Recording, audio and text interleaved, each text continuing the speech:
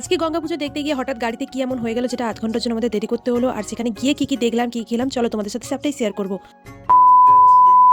Hello everyone, welcome to my new blog. তো guys দেখতে পাচ্ছ আমাদের গাড়িও চলে এসেছে আর আমি তো রেডি হয়ে গেছি, তোমরা দেখেছো রেডি হওয়ার ভিডিওটা।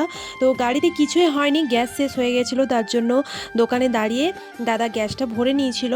আর এমনিতেও আমরা লেটে বেরিয়েছিলাম, তারপর গ্যাস ভরার জন্য তো আরও একটু লেট হয়েছিল, তার আগেও একটা গাড়ি ছিল তার জন্য আর একটু বেশি লেট হয়ে গেছে, কোনো ব্যাপার না।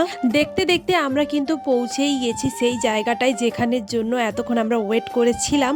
হ্যাঁ, এখানে গঙ্গা পুজো হয়।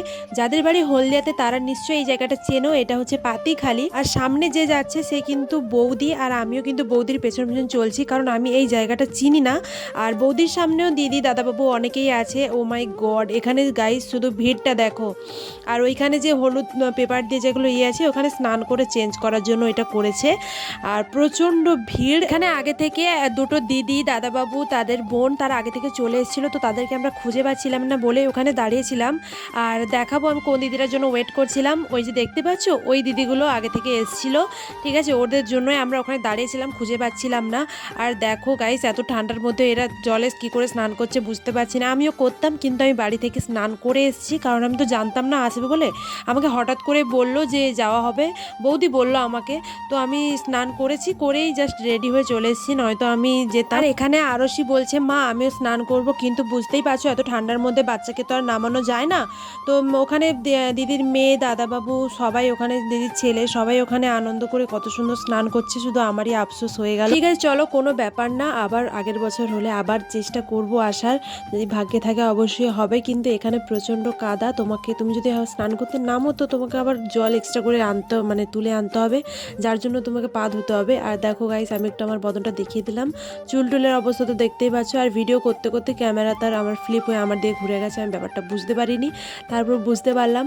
আর ওইখানে দেখো এবার বৌদিরা স্নান করতে লেগেছে, প্রথমে দিদিরা স্নান করে উঠে চলে এসছে, এবার বৌদি দাদা তারপরে হচ্ছে আরও একটা দিদি আছে, দুটো দিদি আছে, সবাই স্নান করছে। আমাকে বলছে একটু ভিডিও করে দে, আমিও সেই তাহলে একটু ভিডিও করে নিলাম সামনে। তারপর এরা চলে আসার জন্য আমি আর ভিডিওটা করতে পারলাম না কন্টিনিউ।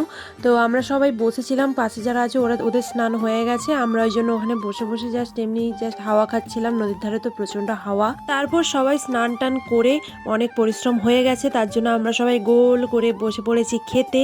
আর আমাদের আজকে খাওয়ার মেনু ছিল মুড়ি আর আলুর দম।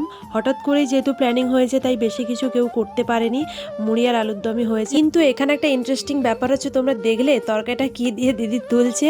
গাইস চামচ আনতে ভুলে গেছে, তার জন্য কি বলে ছুরি দিয়ে ওটাকে গেঁথে গেঁথে আলুটাকে তুলছে, টিফিনের চাপাতে গ্রেভিটা তুলে সবাইকে দিচ্ছে, কারণ যেহেতু তরকারিটা গরম তো সবে করে এনেছে তার জন্য। আর এতজনের জন্য ওইটুকুর আলুর দম কম পড়ে গেছিলো, তবুও জাস্ট একটু একটু করে হয়ে গেছিলো সবার মোটামুটি খাওয়ার মতো।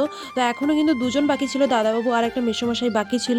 আর একটা ইন্টারেস্টিং ব্যাপার হচ্ছে ওই দেখো গাইস, ওখানে দেখো কি হচ্ছে, এখানে এরা স্নান করতে এসছে না কাদা মাখতে এসছে বুঝতে পারছি না, কি সুন্দর লাগছে। চলো অনেক সময় হয়ে গেছে, এখানে এসছি প্রায় 3:30 বেজে গেছে। আর এবার বাড়ির দিকে যাওয়ার পালা, গুটি গুটি পায়ে আমরা যাই।